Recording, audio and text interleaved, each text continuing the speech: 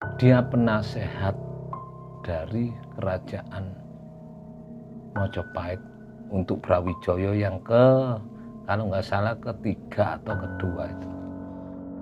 Tempat pemecah permasalahan di situ. Dan di belakang Pendopo Agung itu sempat di situ ada terjadinya Sumpah Palapa Gajah Mada pada waktu itu.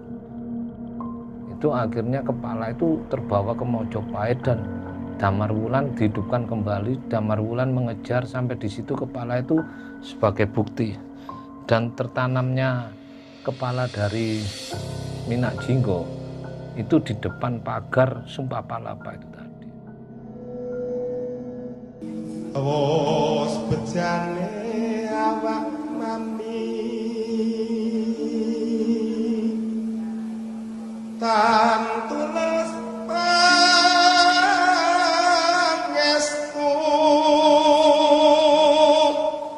ning tias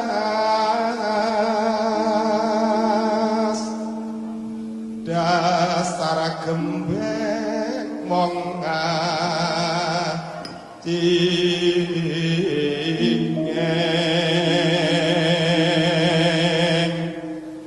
ojo gawe wirang bisma morogi patena.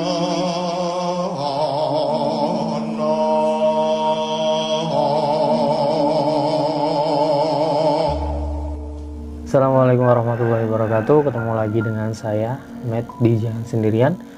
Pada kesempatan kali ini kita kedatangan salah satu narasumber lagi, yaitu bernama Mbak Budi yang pernah menceritakan tentang babat alas Tanah Jawa. Kali ini Mbak Budi akan menceritakan soal tentang cerita dan sejarah dari Syekh Jumadil Kubro dengan kerajaan Majapahit. Gimana ceritanya? Tetap di Jangan Sendirian.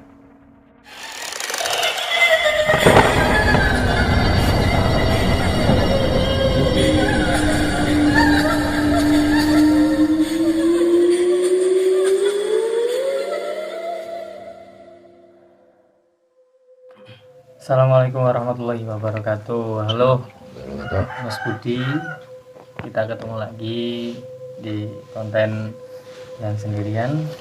Nah,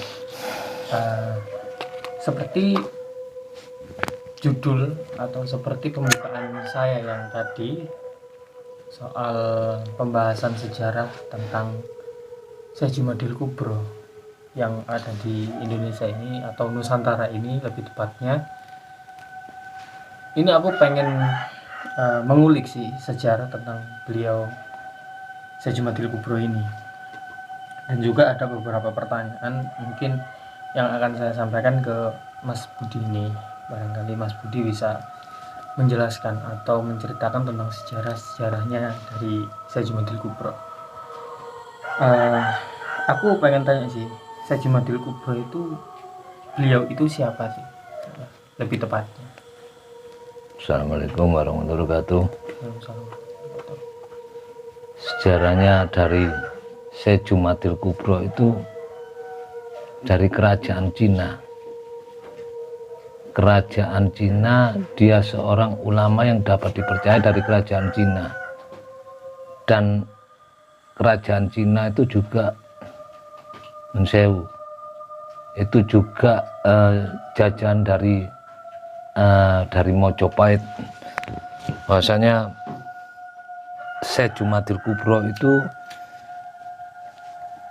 dikasihkan atau untuk penasehat dari Brawijaya, Raja Brawijaya. Dia di Mojopahit sebagai penasehat Brawijaya. Dia juga di Mojopahit dia siar juga. Siar adanya juga dari Al-Banjari atau yang dikatakan sekarang itu Terbangan, dulu Hadro. Dulu itu Syekh Jumadil Kubro juga syiar tentang masalah hadra itu. Dia juga berkeliling syiar. Jadi adanya Sunan Ampel dan adanya dari putri dari kerajaan Wuheng ini nggak salah itu. Jadi dari Cina. Jadi Sunan Ampel yang bernama Tatinhan dan Tritunggal Dewi yang bernama kalau nggak salah dari itu bulik dari Sunan Ampel. Maka datangnya Sunan Ampel itu dari bulik Sunan Ampel sendiri, yaitu permaisuri dari kerajaan Mojopahit dari Cina juga itu. Berarti nyambung berarti.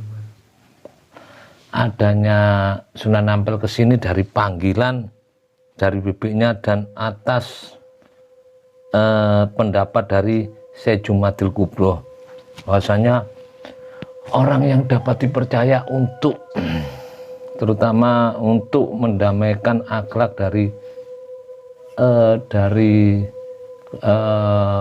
ujung atau yang disebut ujung galuh di dermaga Mojopahit yang akhlaknya mulai tidak karu-karuan dan sering main wadon dan main judi dan lain-lain yang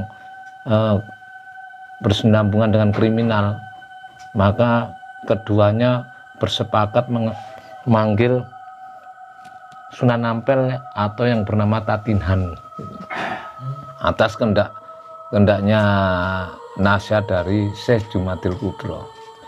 Dan Syekh Jumadil Kubro juga dikuburkan di daerah Mojopahit atau yang disebut Trowulan atau yang pemakamnya disebut Troloyo. Maka di situ juga ada makam Syekh Jumadil Kubro. Sampai sekarang pun banyak peziarah. Bahwasanya Wali Songo sebelum eranya Sunan Ampel, Sunan Kalijogo, itu Wali Songo udah ada eranya Syekh Jumadil Kubro. Itu udah ada. Bahwasanya setelah Sunan Ampel dipanggil, maka Sunan Ampel menelurkan atau mempunyai anak yang disebut Sunan Bonang atau Sunan Derajat, dan adanya Sunan Kalijogo masih berbaur dengan saudara-saudaranya dari keturunan-keturunan. Insya Allah Syekh Jumadil Kubro dan Sunan Kalijogo insya Allah ada turunan dari Kanjeng Nabi Muhammad SAW.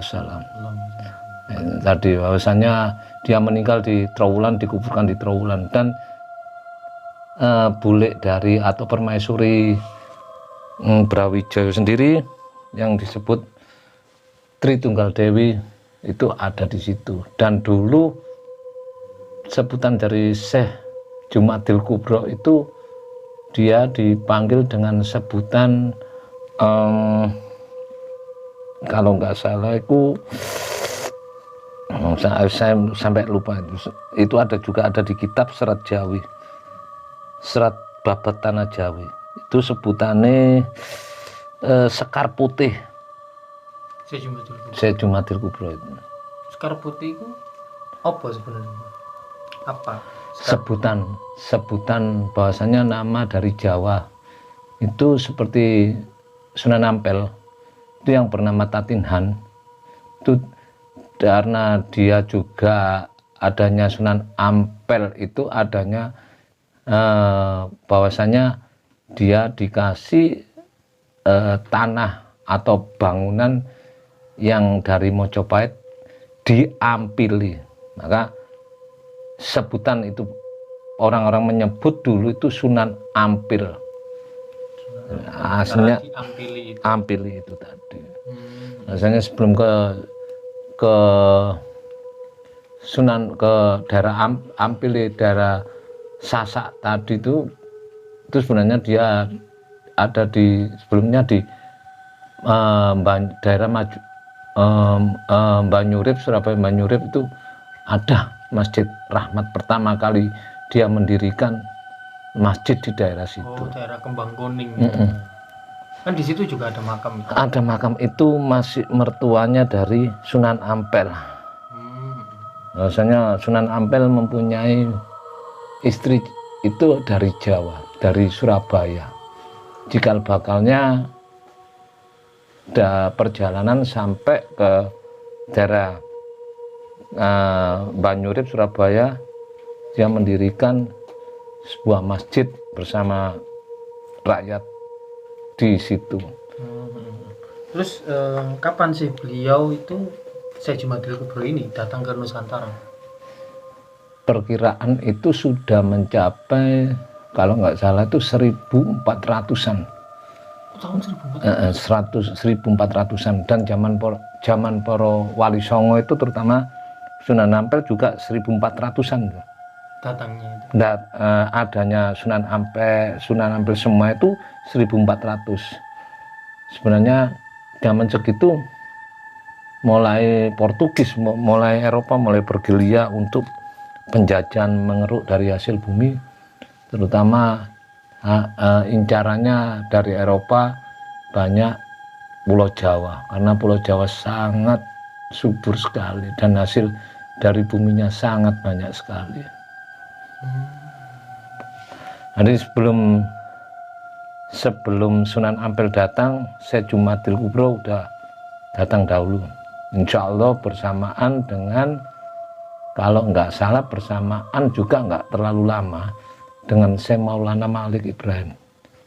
Oh, berarti sebelum Sunan Ampel datang itu sudah ada Syekh Maulana Malik Ibrahim.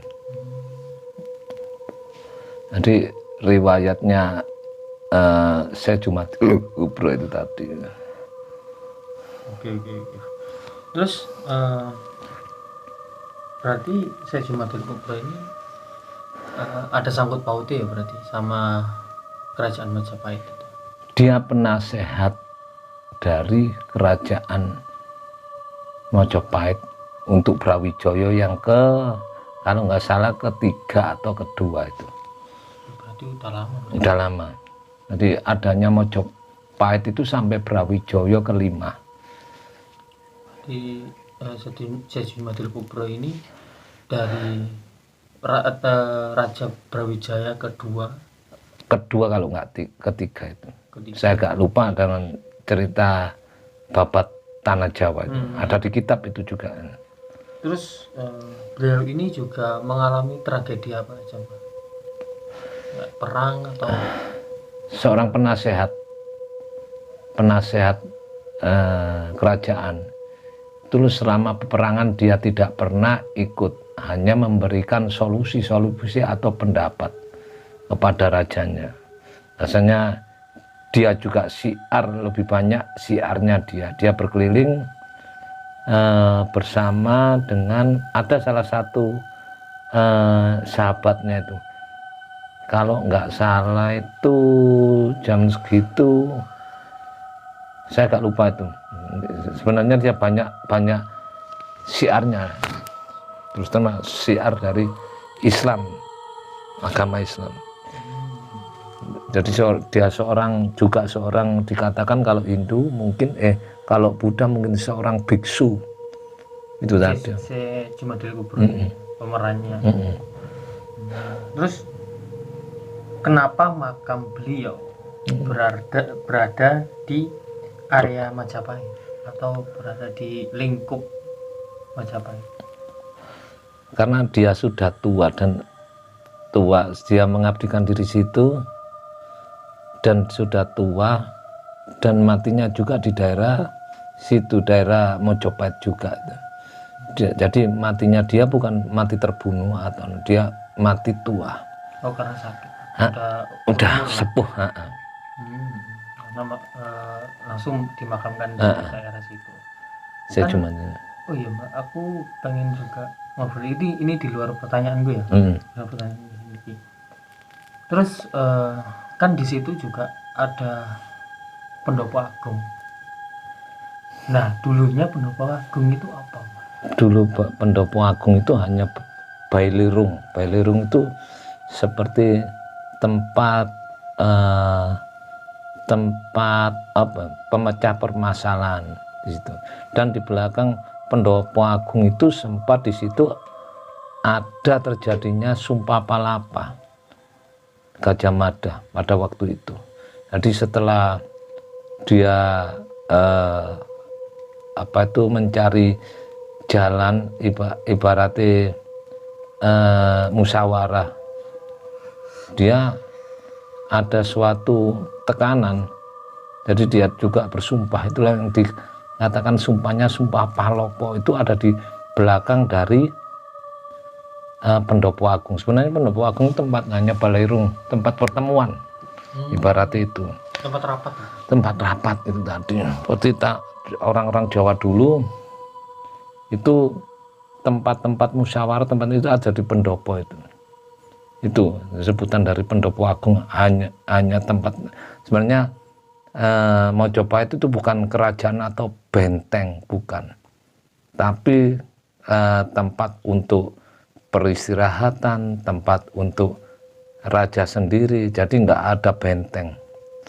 Tadi ditemukan situs-situs itu di daerah Mojopahit, ternyata hanya bukan benteng, tapi menjewu, hanya tempat balairung dan peristirahatan raja-raja dan tamtama dan semua ibaratnya perwira-perwira itu ada semua.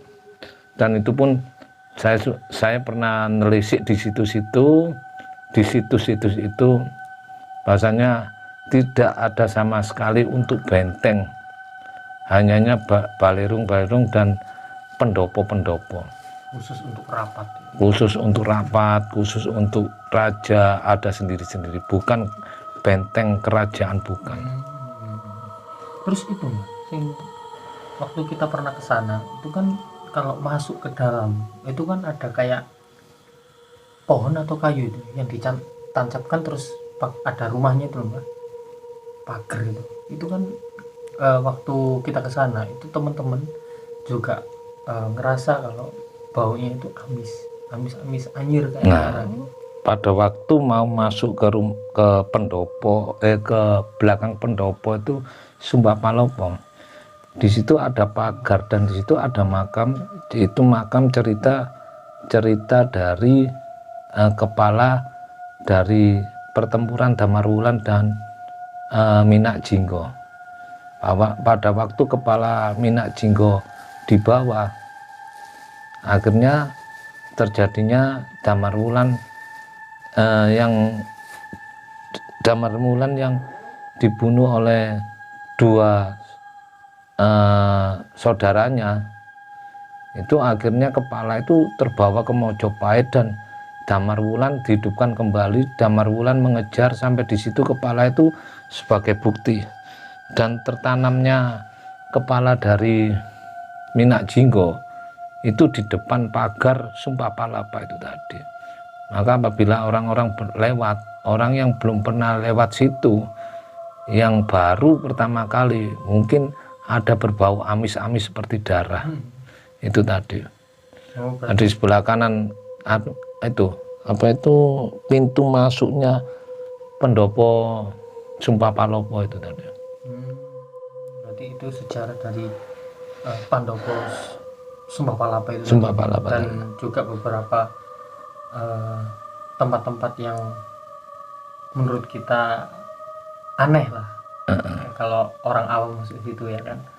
Oke, mungkin cukup sekian pembahasan tentang Syekh Junaidy Kubro ini dan beberapa sejarah tentang beliau ini. Terima kasih Mukti yang sudah menyempatkan waktunya untuk mengisi video ini. Oke, buat kalian semua, terima kasih sudah menyimak video ini sampai selesai, dan jangan lupa klik tombol subscribe dan nyalakan loncengnya dan share ke teman-teman kalian, dan jangan lupa juga klik tombol like, tinggalkan komen di bawah ini. Terima kasih dan selamat malam.